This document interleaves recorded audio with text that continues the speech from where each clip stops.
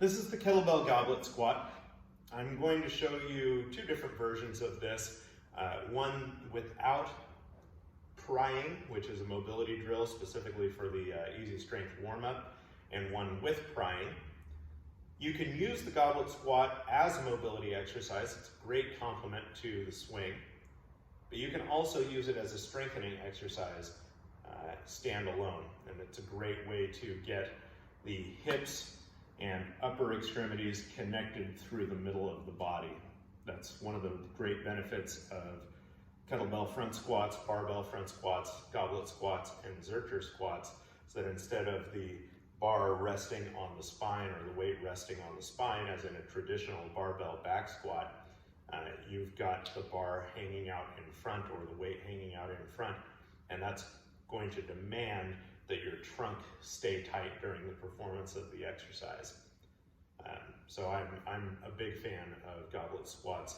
If I am a big fan of any squat, it's the goblet squat because it's the simplest version. We're going to start off with the pick, simply getting the bell into the goblet squat position. You've got two different options here. Presumably you already have practiced the swing, and so I'm going to show you both options. One is what I call the deadlift option. It's basically a speedy deadlift that's going to send the bell up into the goblet squat position. I'm going to take a loose grip on the bell. Unlike my normal deadlift, I'm still going to take my big belly breath in, and as I exhale, I'm going to stand up straight quickly and kind of toss the bell up. Now, my hands are actually going to move on the handle of the kettlebell. They're going to go from the top of the handle around to what are called the horns of the bell. So I've got my pinky in contact with the body of the bell, and my hand is all the way around the horns. I don't want to be holding onto it up here. If I'm holding onto it here, I've got it wedged in position. I can just keep my elbows tight to my body, and that bell's not going to go anywhere. Once I have the bell in position, I'm going to actively pull myself down into the squat. So I've got my focal point, I've got my stance width. I'm going to inhale as I come down, and I'm going to think about grabbing the floor with my feet and pulling myself down. By doing that, by having that thought, I'm using the hip flexors actively in the squat. So hip flexors, we all know they're tight all the time. Well, we think that a muscle that's tight is also strong, but it's not.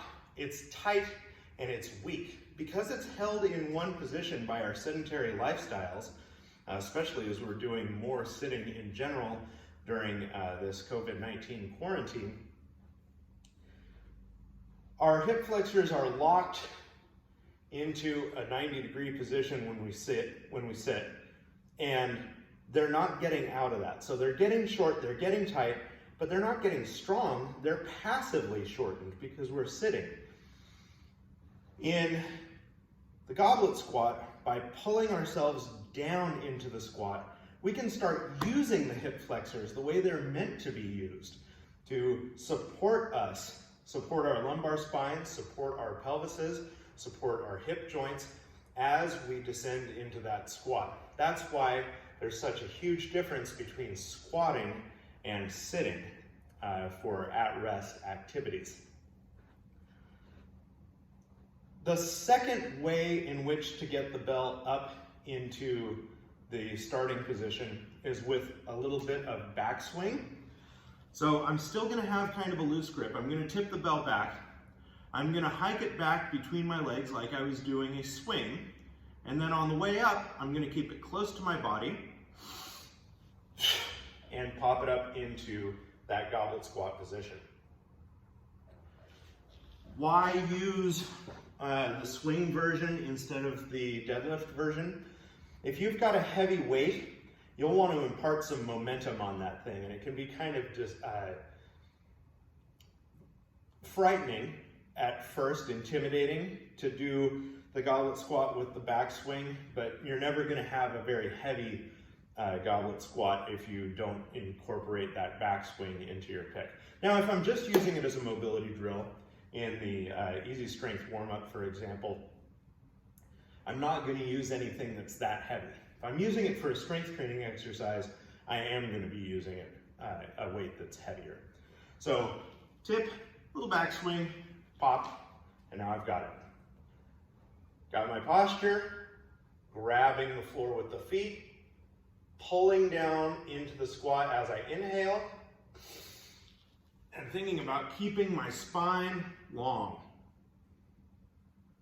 Now, the reason I bring up the spine at this point is because when we're heading towards the bottom of the squat, I want the curvatures that I have in my spine standing to remain the same. So my lumbar curve, my thoracic curve, and my cervical spinal curve, those are all going to remain the same. What I don't want to see is this. This is called butt wink. It's a terrible term, but it's one that's commonly used. I'm going to descend, and then as I get near the bottom, my low back rounds, my upper back rounds a little bit more. That's butt wink. I no longer have whatever my curvatures were when I was in the top position.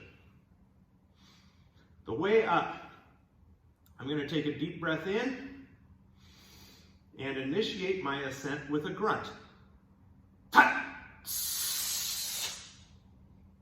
What that does is creates tension around the middle of the body so that as I'm heading up, I've got everything tight.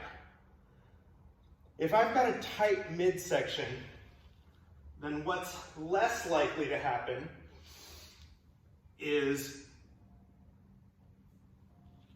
coming up in two phases like a crane, turning it into more of a kettlebell good morning.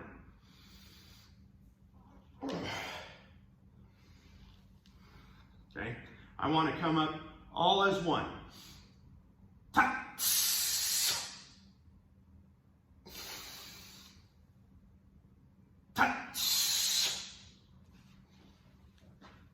So that's the goblet squat as a standalone strength exercise. You've got your choice of picks. You're going to actively pull yourself down into the squat using the hip flexors. Once in the bottom, you're going to make sure your spine is still in that nice long position, normal curvatures. You're going to take that breath in and grunt to initiate the ascent. And then you can bleed the breath out however you would in a normal power breath. It can be a or a if it's a little bit heavier, or if it's an extreme effort, initiate with the grunt, hold throughout the ascent, and then let it all go at the top using the Valsalva maneuver. These are all different power breath techniques that we've talked about in previous videos. So that's the goblet squat as a standalone exercise. If I'm going to use it, not just for strength, but for mobility, I'm going to add what's called prying. So I'm going to pull myself down into the bottom position, keeping my nice long spine and neutral curvatures. Once I'm down here in the bottom, I'm going to drive my elbows out into my knees to widen the hips. Without letting myself round out again. I might drive one knee forward and then the other, sort of rocking side to side to use that prying to improve ankle mobility. I might use some bicep curls here to find my weight distribution. You can see that when I have the belt close to the chest, I've got my head a little bit further forward. When I reach out, I can keep my body even more upright. I'll show you from the side here.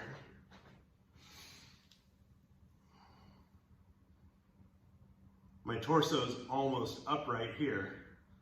It's in more of a normal squat position when I'm here.